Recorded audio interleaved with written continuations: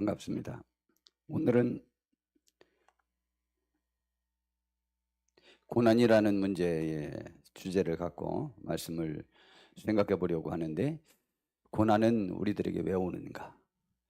고난이 닥쳤을 때는 우리는 그 문제를 어떻게 해결해야 되겠는가? 해결함을 받은 우리에게 하나님이 기대하시는 바는 무엇인가? 라고 하는 주제를 가지고 생각해 보려고 합니다. 그래서 제목을 말씀을 붙잡고 바라던 항구로 담대히 나갑시다 라고 하는 설교 제목으로 오늘 말씀을 전하려고 합니다.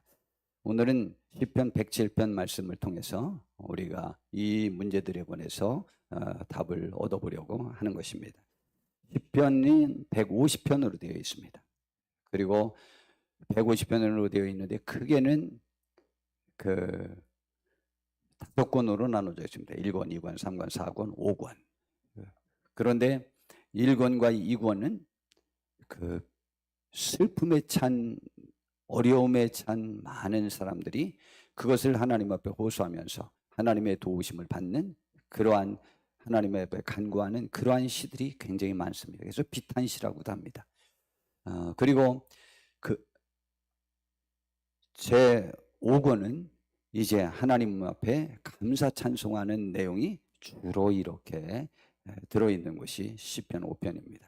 시편 1편에 2편은 시편 150편이 있는 전체의 주제격인 그런 말씀이고, 시편 107편은 5권의 주제격인 그러한 말씀입니다. 이 시편 107편은 저에게 있어서 말씀이 깊이 와닿은, 항상 제 머릿속에 있는 몇 가지의 말씀이 들어있는 귀한 말씀인 것입니다. 오늘 이 107편을 생각해 볼 때 우리가 하나님의 은혜 가운데서 승리하는 그 축복의 말씀이 우리들 속에 임하여져서 우리가 우리의 삶 속에서 여러 가지 어려운 일을 닥치고 힘들었을 때에 이 시편 107편의 말씀이 저와 우리 모든 성도님들의 심령에 사로잡아져 가지고 아주 강하고 담대하게 말씀 붙잡고 앞으로 나아가 승리하는 삶을 모두 영위할 수 있는 복된 우리 모두가 되시기를 진심으로 바랍니다. 오늘 본문의 말씀을 보니까 고난의 이유에 관해서 3번 혹은 4번이나 이렇게 계속해서 말씀해 주고 있습니다. 그래서 시편 107편 10절에서 12절에 보니까 사람이 흑암과 사망의 그늘에 앉으며 곤고와 쇠사슬에 매이는 이유가 무엇일까 이 말이죠. 우리는 이렇게 되면 누구 탓일까요?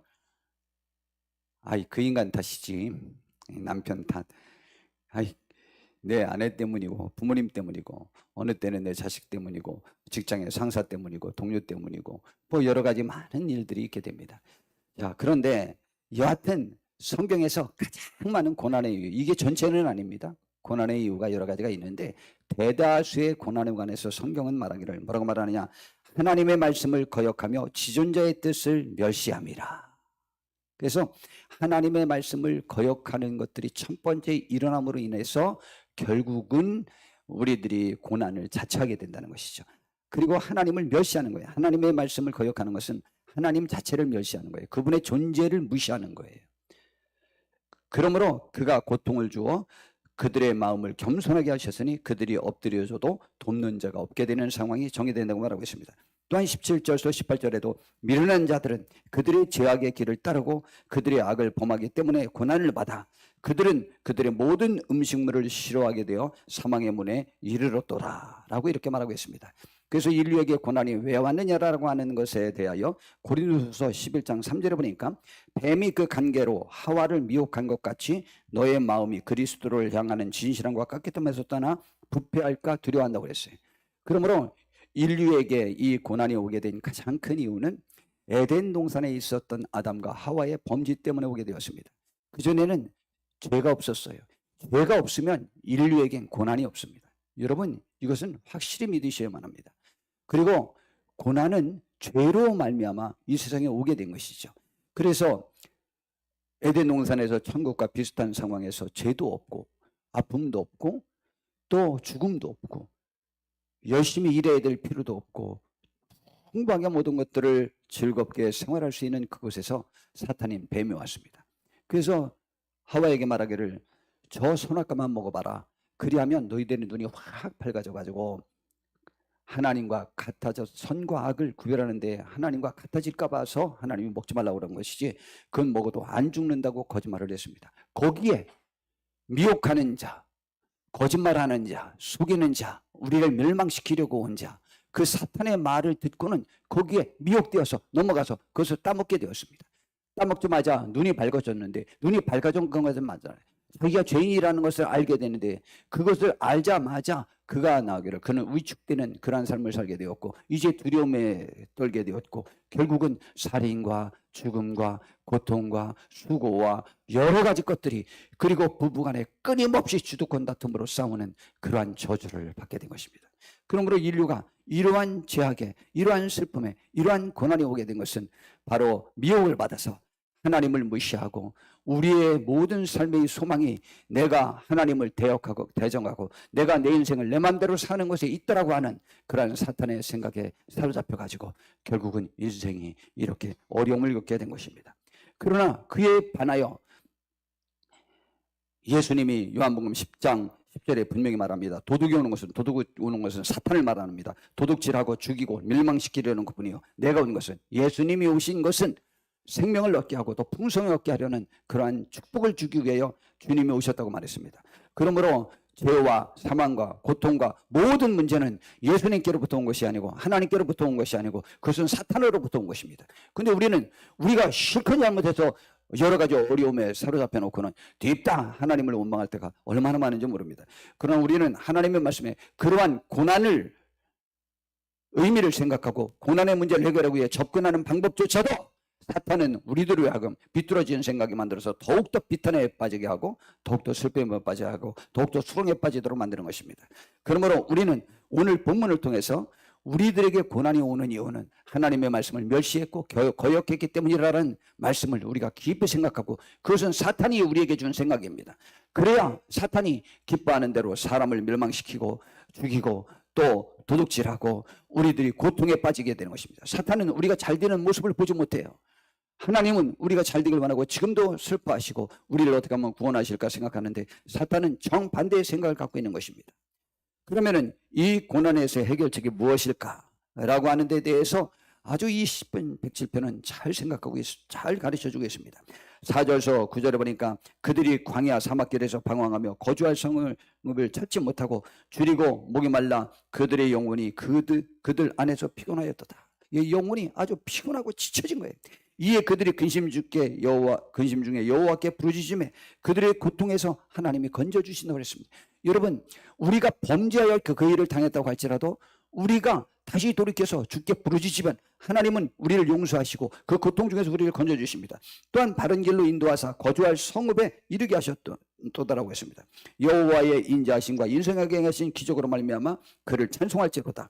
그가 사모하는 영혼에게 만족을 주시며 성도 여러분 우리가 여러 가지 어려운 상황이 있을 때 주님을 사모하시길 바라고 그분의 말씀을 사모하시길 바라고 그분의 품을 사모하시길 바라고 그분의 인자하심을 사모하시길 바라고 그분의 도우심을 사모하는 귀한 우리가 되길 바랍니다. 그래서 오늘 본문은 말하기를 줄인 영혼에게 좋은 것으로 채워주신다고 말했습니다. 우리는 항상 주님의 은혜가 필요한 사람임을 인식할 수 있는 축복이 있길 바랍니다. 그리고 10편 107편 13절에서 14절에도 역시 같은 말씀을 합니다. 이에 그들이 그 환난 중에 여호와께 부르짖음에 그들의 고통에서 구원하신다고 이렇게 말씀하셨습니다. 여러분 우리가 환난 중에 있을 때 무엇이 좌절스러운지 압니까? 그것이 내 탓이었을 때가 더 좌절스럽습니다. 그런데 내 탓이었을 때가 굉장히 좌절스러운데 그때라도 우리가 여호와께 부르짖어 기도하면 하나님이 우리가 죄송스러운 마음으로 하나님께 부르짖어 기도해도 그 기도를 얼마나 기뻐하시는지 모릅니다.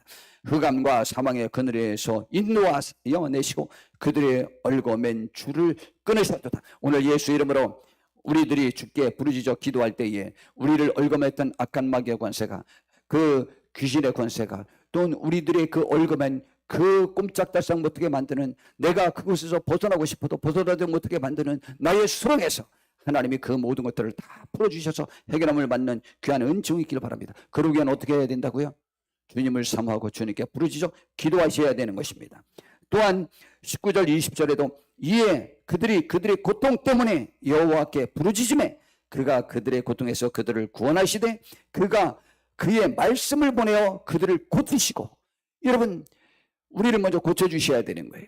우리가 지금 무엇 때문에 그런 수렁에 빠졌는지, 무엇 때문에 그런 고난이 맺는지, 무엇 때문에 내가 나를 얽어맨 것들에서 벗어나지 못하게 되는 상황에 처했는지, 그것을 말씀을 통해서 우리에게 깨닫게 해주시는 거죠. 굳이 말하면 정확한 진찰이 필요한 거죠. 진단이 필요한 것이죠.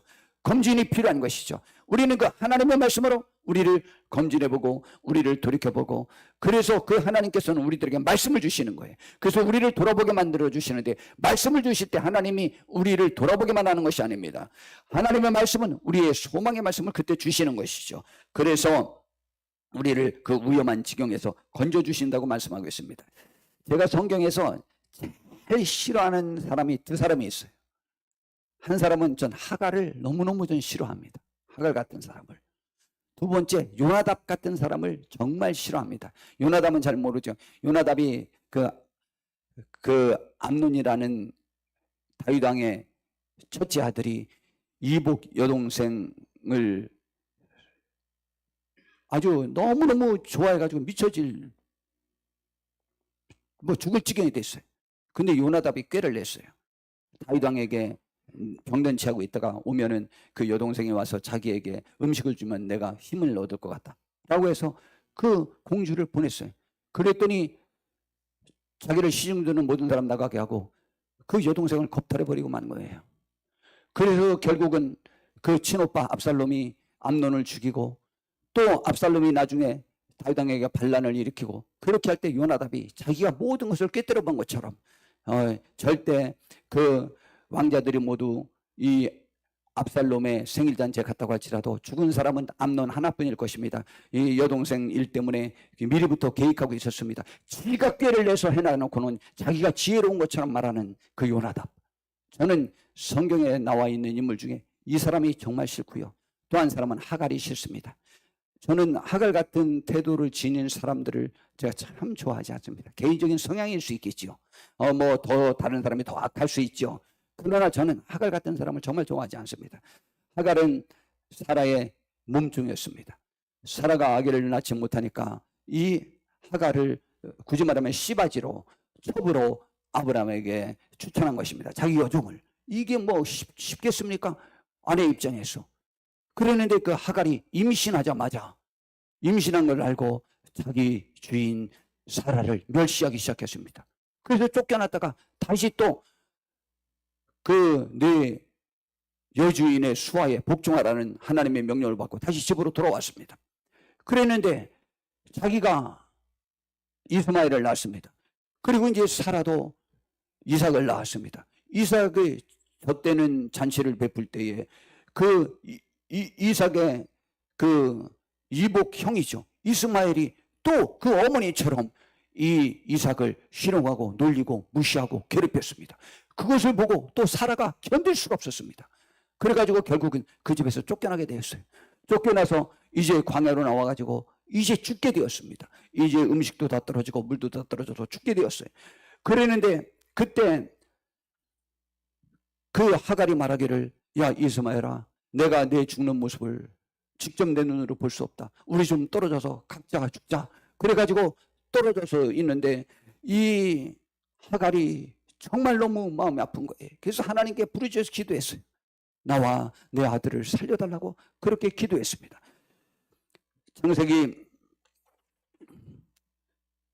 21장 16절부터 보니까 이르되 아이가 죽는 것을 참아보지 못하겠다고 화살 한바탕 거리에 떨어져 마주 앉아 바라보며 소리내어 우니 하나님이 그 어린 나이의 소리를 들으셨으므로 하나님의 사자가 하늘에서 하갈을 불러 이르시되 하갈아 무슨 일이냐 두려워하지 말라 하나님이 저기 있는 아이의 소리를 들으셨나니 일어나 아이를 일으켜 네 손으로 붙들라 그가 큰 민족을 이루게 하리라 하시니라. 하나님이 하갈의 눈을 밝히셨으므로 샘물을 보고 가서 가족 부대에 물을 채워다가 그 아이에게 마시게 하였더라. 하나님이 또 말씀하셨습니다. 그 아이와 함께 계심에 그가 장성하여 광야에서 가져오며 활 쏘는 자가 되었더니 그가 바란 광야에서 그의 어머니가 그를 위해 애굽 땅에서 아내를 얻어주어서 그도 큰 민족을 이루게 되는 그러한 축복을 누리게 된 거죠. 여러분, 하갈과 그 이스마엘의 기도를 왜 하나님이 들어주시는지. 여러분, 하나님은 들어주십니다. 여러분 믿으시길 바랍니다. 하갈의 기도를 들으시고 이스마엘의 기도를 들으셨다면 우리도 그럴 때 많죠. 솔직히 말해서 이렇게 할 때 많지 않습니까? 얼마나 쟁투가 많습니까? 시기 질투 미움 같은 것들 남자들에게서 그득하게 있잖아요. 여자들은 배나 많잖아요. 여러분, 우리가 그렇게 잘못했다고 할지라도 하나님 앞에 부르짖어 기도하면 하나님이 응답하여 주신다는 것이죠. 그러므로 에레미야서 33장 2절에서 3절에 보니까 놀라운 말씀을 주십니다.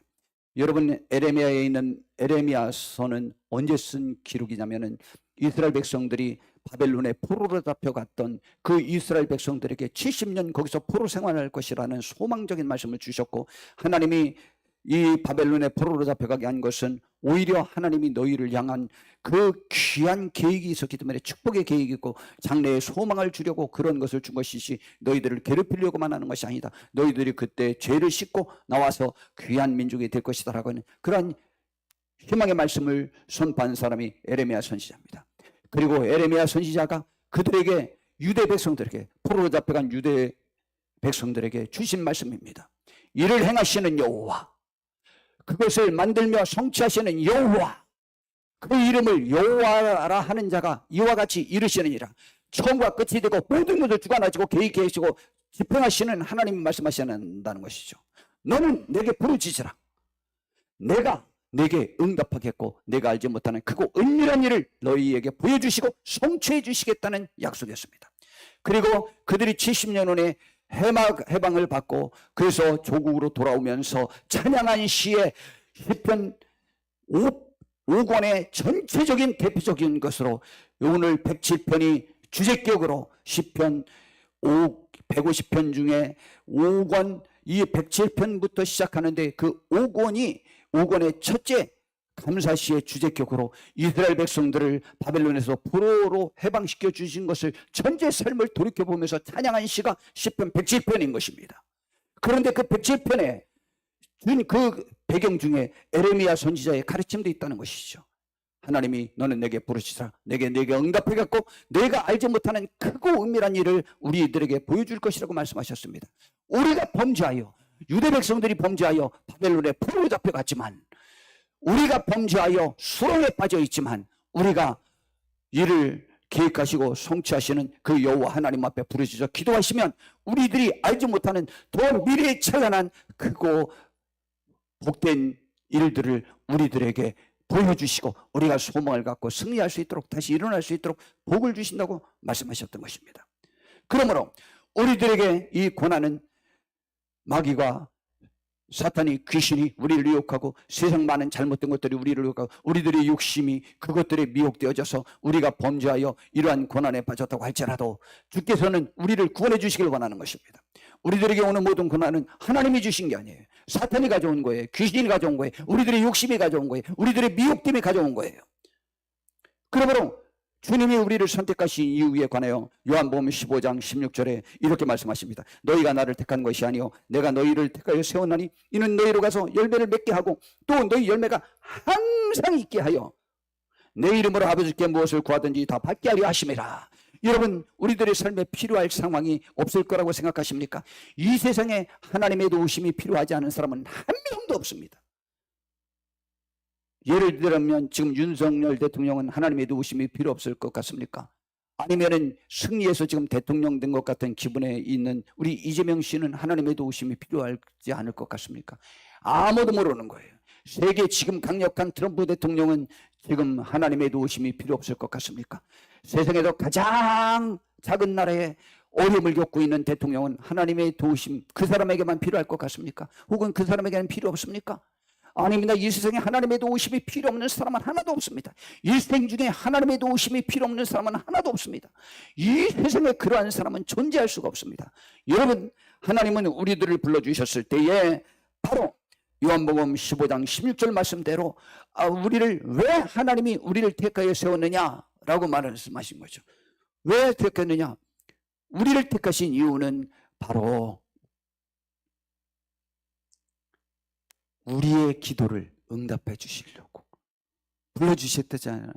이거 천국 주려고 불러주신다는 말씀 맞죠? 구원해 주려고 불러주신다는 것이 맞죠? 그러나 천국 가기까지 우리는 이 세상 삶에서 하나님의 도우심이 필요한 걸 하나님은 알고 계신 거예요. 그래서 우리를 택해 주셔서 우리가 사랑의 열매, 구원의 열매, 생명의 열매를 풍성하게 얻게 하고, 그것이 항상 있을 때 왜 하나님의 말씀 가운데 살라고 그러느냐? 하나님 앞에 기도할 때 담대함을 갖고 기도의 응답을 받게 하려고 주신 것이라고 말했던 것입니다. 그러므로 우리는 부르짖어 기도하여 이 응답받고 하나님을 만나고 승리하는 우리 모두가 되길 바랍니다.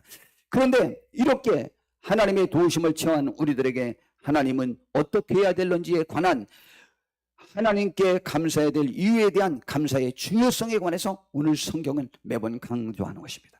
오히려 시편 5권의 전체의 내용이 감사를 하여야 될 이유에 관하여 설명하고 있는 것입니다. 전체가 다 그래요. 전체가 하나님께 감사 찬양해야 된다는 거죠. 여호와께 감사하라 뭐 하면서 나오는 것이 다 시편 5권에 나오는 내용들입니다. 물론 앞에도 있지만은 거의 대부분이 뒤에 있는 거예요. 왜 우리는 감사해야 되는, 뭘 감사해야 되느냐라는 것이죠. 시편 107편 1절에서 3절에 시편 107편의 주제격으로 우리들에게 감사로의 초대를 합니다. 감사를 권하고 있습니다. 이스라엘 백성들이 바벨론에서 70년 포로 생활에서 돌아온 것에 대한 총체적인 감사가 이 시편 107편에 들어있어요. 여호와께 감사하라, 그는 선하시며 그 인자하심이 영원하미로다 라는 것이죠. 그런데 그 부분을 말하고 있는데, 특별히 8절에서 9절에 보니까 여호와의 인자하심과 인생에게 행하신 기적으로 말미암아 그를 찬송할지로다. 그가 사모하는 영혼에게 만족을 주시며 줄인 영혼에게 좋은 것으로 채워주시미로다. 사모하는 영혼에게, 줄인 영혼에게 우리에게 만족함을 주신다고 말씀하셨습니다. 그러니까 감사라는 것이죠. 우리가 줄이고 사모하는 영혼들에게 하나님의 응답을 주신 것은 그분이 선하시고 인자하시기 때문이라는 거죠. 이걸 3번 반복합니다. 15절에도 보니까 여호와의 인자하심과 인생에게 행하신 기적으로 말미암아 그를 찬송할지로다. 그가 눈물을 깨뜨리시며 새 빗장을 꺾으셨음이로다. 예, 바벨론의 새 빗장을 꺾어주셨습니다. 또 21절 22절에도 여호와의 인자하심과 인생에게 행하신 기적으로 말미암아 그를 찬송할지로다. 감사제를 드리며 노래하며 그가 행하신 일을 선포할지로다. 이것을 주제격으로 1절에서 3절에 이렇게 말합니다. 여호와께 감사하라, 그는 선하시며 인자하심이 영원하미로다. 선하심과 인자하심은 같은 내용입니다. 이건 사랑의 하나님이라는 것입니다. 여호와의 속량을 받은 자들은 이같이 말할지어다. 여호와께서 대적의 손에서 그들을 속량하사 동서남북 각 지방에서 모아주셔서 다시 우리 유대민족이 함께 모여 하나님께 예배하고 제사하고 영광 돌릴 수 있는 그러한 축복을 허락해 주셨다는 거죠. 그걸 감사하라는 것이죠. 여러분, 감사가 얼마나 중요한지 압니까? 누가복음 17장에 보니까 예수님이 한 지역을 지나갈 때 10문둥이가 있었습니다. 나병 환자가 있었습니다. 그들이 불쌍히 여겨가지고 예수님께서 그들을 고쳐주셨습니다. 그래서 너희들은 지금 제사장에 가서 너희들의 몸을 보이라고 했습니다. 이스라엘 백성들은 구약 성경의 가르침에 따라서 문둥병에 걸리면은 격리 수용되어야만 합니다. 그리고 문둥병이 고쳐지면은 그 고쳐진 것에 대한 진단을 제사장이 내려야 됩니다. 물론 문둥병이라는 그 판단도 제사장이 내리는데 또 그것이 고쳐진 것도 제사장이 내립니다. 근데 지금 나병 환자에 걸려 있는 그들에게 제사장에게 가서 보이라는 것은 너희들이 고쳐졌다는 것을 제사장에게 가서 판정받고 이제 자유롭게 생활하라 라고 해서 그 10사람을 보냈습니다. 그런데 가다가 한 사람이 보니까 몸이 고쳐진 거예요. 그게 너무 감사해가지고 예수님께 도로 막 쫓아왔습니다. 그래가지고 엎드려가지고 예수님께 감사했습니다. 그때 예수님의 대답을 우리는 기울여 들으셔야만 하는 것입니다. 17절에 보니까 예수께서 대답하여 이르시되 10사람이 다 깨끗함을 받지 아니하였느냐? 그 9은 어디 있느냐? 라고 물어봤습니다. 그러면서 이 이방인 외에는 이 사람이 사마리아 사람이에요. 외에는 하나님께 영광을 돌리러 들어온 자가 없느냐 하시고 그에게 이르시되 일어나 가라, 네 믿음이 너를 구원하였느니라 라고 하셨습니다. 그러니까 그 사람에 따라서 관점이 다르지만은 이 9사람들은 고쳐졌지만 문둥병이 낫지, 그 다음에 가서는 낫지 않았다고 이렇게 보는 관점의 사람들도 많이 있습니다. 여러분, 지금 문둥병과 영혼의 구원과 이것을 같이 얻은 이 사마리아 이 나병 환자 예수님께 와서 감사하고 하나님께 영광 돌렸던 이 사람처럼 우리는 구원받았을 때 기뻐하고 감사하고 찬양해야 되는 것입니다. 그러므로 성경은 우리를 찬양회로 초대하고 있는 것입니다. 하나님께 영광 돌리는 삶을 기대하는 것입니다.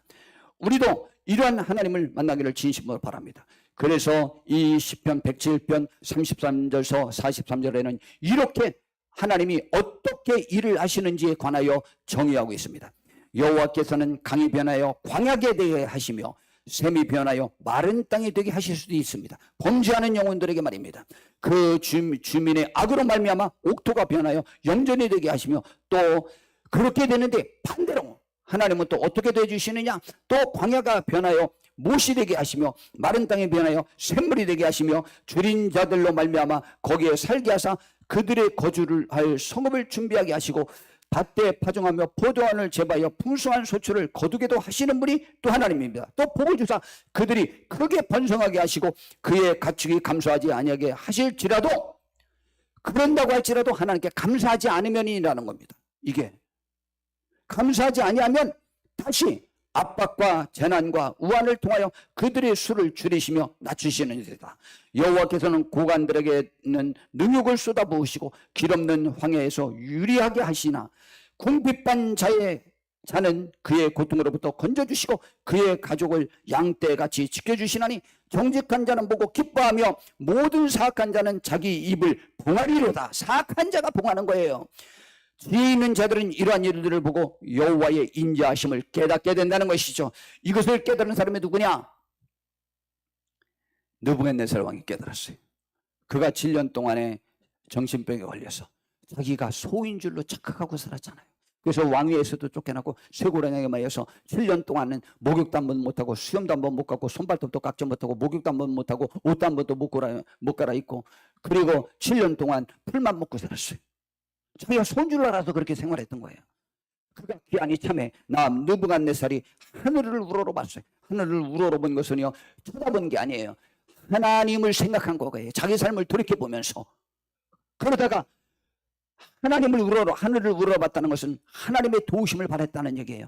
그런데 내 총명이 다시 내게로 들어온지라. 총명은 지혜가 들어온 거예요. 깨달음이 들어온 거예요. 우리는 이 깨달음을 가져야 돼요. 무슨 깨달음? 내가 지극히 높으신 이에게 감사하며 영생하시는 이를 찬양하고 경배하였더니 그 권세는 영원한 것이요. 자기 권세가 영원한 줄 알았죠. 그러나 하나님의 권세가 영원한 것이요. 그 나라는 대대에 이르르다. 땅의 모든 사람들을 없는 것 같이 여기시며 하늘의 군대에게든지 땅의 사람에게든지 그는 자기 뜻대로 행하시니 내가 전 세계에서 최고의 권력자였는데 나를 한 번에 폐위시킬 수 있었잖아요. 그의 손을 금하든지 혹시 이르기를 네가 무엇을 하느냐 할 자가 아무도 없도다라는 총명이 들어왔어요. 그 지혜가 들어왔어요. 그 깨달음이 왔어요. 우리들의 삶에 이 깨달음이 있어야 되는 것입니다.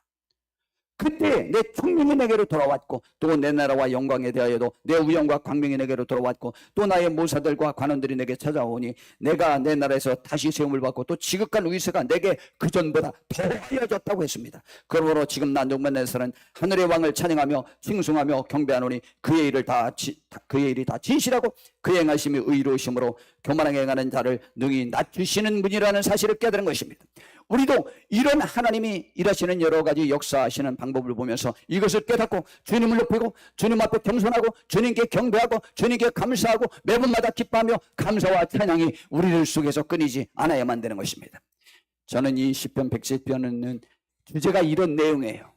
그런데 저는 시편 107편을 볼 때에 저에게 크게 찬상처럼 남은 세 가지 말씀이 있습니다. 물론 같은 내용일 수 있는데 뭐 따로 다뤄도 되겠지만 오늘 그 세 가지 말씀을 덤으로 한번 좀 보내보겠습니다. 저는 시편 107편을 생각할 때 제일 첫 번째 생각하는 것이 하나님을 만나고 체험할 수 있는 곳은 어디인가라는 것이 저는 항상 이 말씀을 통해서 저는 깨닫게 됩니다. 107편 23절 24절 하니까 배들을 바다에 띄우며 큰 물에서 일을 하는 자는 여호와께서 행하신 일들과 그의 기이한 일들을 어디에서 보냐? 깊은 바다에서 봐요. 여러분, 하나님을 만날 수 있는 현장이 어딘지 압니까? 내가 현재 처해 있는 곳, 내가 처해 있는 상황, 내가 처해 있는 여건, 나의 현재 형편 전체에서 여호와께서 행하시는 일들과 그의 기이한 일들을 볼 수 있습니다. 현재 여러분의 여건과 환경과 여러분의 심령 상태에서 주님을 만날 수 있습니다. 저는 이것이 저에게 너무 항상 기뻐요. 배들을 바다에서 띄우며 큰 물에서 일을 하는 자는 그곳에서 하나님을 만날 수 있어요. 우리가 광산에 들어가면 광산에서, 우리가 주의 일을 하는 자는 주의 일을 하는 곳에서, 가정생활하는 사람은 가정생활 주에서, 저 사람을 만나는 사람 중에서는 그 사람을 만나는 주에서 하나님을 만날 수 있어요. 어느 상황에서든 주여 하고 부르짖는 우리가 되기를 진심으로 바랍니다. 두 번째, 하나님이 고치시는 방법인데, 하나님은 107편 20절에 보니까 그가 그의 말씀을 보내어 그들을 고치시고 위험한 징역에서 건지시는도다. 하나님은 그때 말씀을 보내주셔요. 여러분, 그러므로 우리는 말씀을 알아야 돼요. 그 말씀을 알고 부여잡고 깨닫고 가야 되는 것입니다. 유리왕이 그 방황할 때 그의 아버지가 들려줬던 말씀을 그의 어머니가 들려줬어요. 그가 자기가 그냥 평민이 아니고 왕의 아들이라는 것을 깨달았어요. 그래서 소망이 있었어요. 내가 아버지가 말한 그 증표를 내가 육각경 소나무 밑에 돌 위에 있는 그 부러진 칼을 내가 찾아가면은 내가 그 나라의 왕자가 되어서 이어서 왕이 될 것을 깨닫고는 그 소망을 갖고 그것을 찾아가지고 가서 아버지를 만났는데 세상에 제 1년도 되기 전에 아버지가 돌아가시고 자기가 왕이 되었잖아요. 조금만 늦게 찾았더라면 어떻게 할 뻔했어요. 여러분, 우리들의 정체성이 무엇인지 하나님이 말씀을 주십니다. 우리는 여러 가지 여건과 환경 속에서 승리할 수 있음을 하나님께 부르짖어 기도하면 응답받을 수 있다는 하나님의 말씀이 우리를 지배하여야만 합니다. 우리가 기도하면 잃어버렸던 그 말씀이 생각나게 되고 주님의 음성이 우리들의 심령 속에서 일어나기 시작합니다. 그러면 어떻게 합니까? 그 다음에 전 그 세 번째로 제가 참 좋아하는 또 표현이 있어요. 30절에 보니까 그들이 평온함으로 말미암아 기뻐하는 중에 그들이 바라는 항구로 인도하시노다. 그들이 바라는 항구를 개역성경에서는 뭐라고 표현했느냐면 소원의 포구라고 했어요.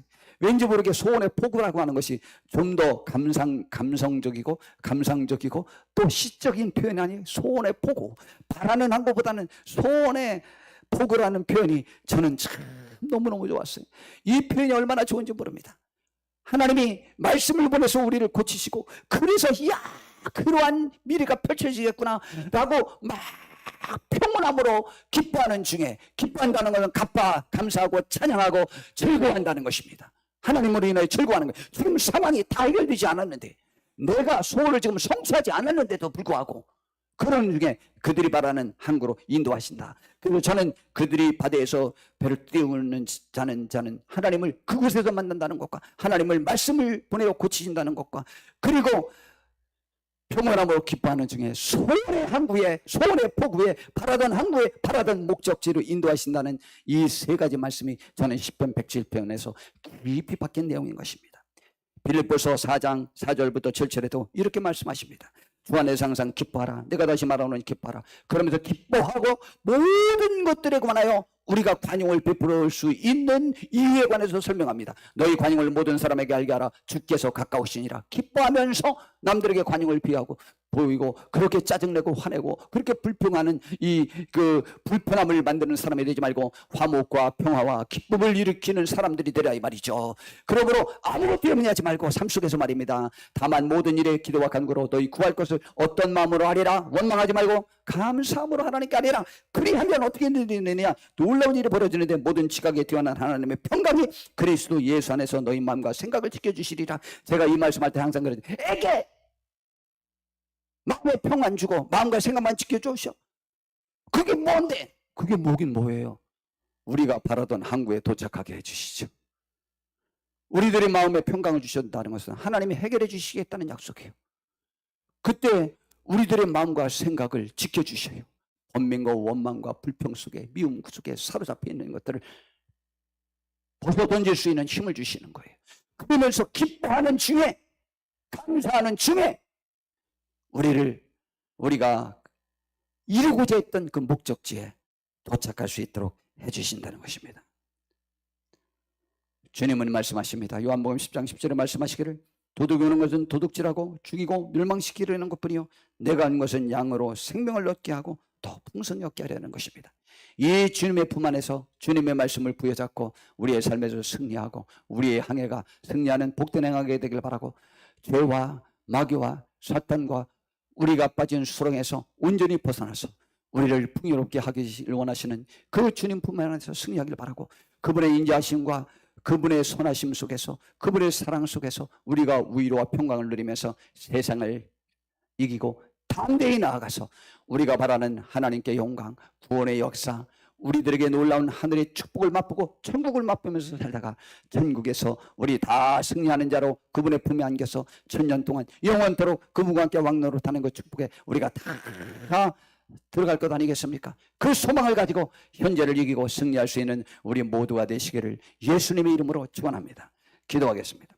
주님, 우리들에게 하나님 은혜가 함께 주셔서 이 말씀대로 아버지여 고난의 광풍에서도 하나님께서는 우리들에게 말씀을 보내주셔서 기뻐하는 중에 우리가 바라는 소원의 항구로 인도해 주신다고, 우리가 바라던 목적지로 인도해 주신다고 약속했습니다. 그러므로 인해 감사하며 찬양하며 기뻐하는 복된 삶을 살면서 이 세상에서 우리가 우리와 관계된 모든 사람들 속에서 사랑을 나누며 기뻐하며 원망과 불평 없이 서로 화목하게 지낼 수 있는 사랑의 관계를 이룰 수 있는 하늘의 사람들의 모습을 보일 수 있도록 축복 내려 주시옵고, 그 승리하는 삶 속에서 우리가 더욱더 기뻐할 수 있는 축복을 누릴 줄 아오니 주여 그 축복 누리게 하옵소서. 예수님의 이름으로 기도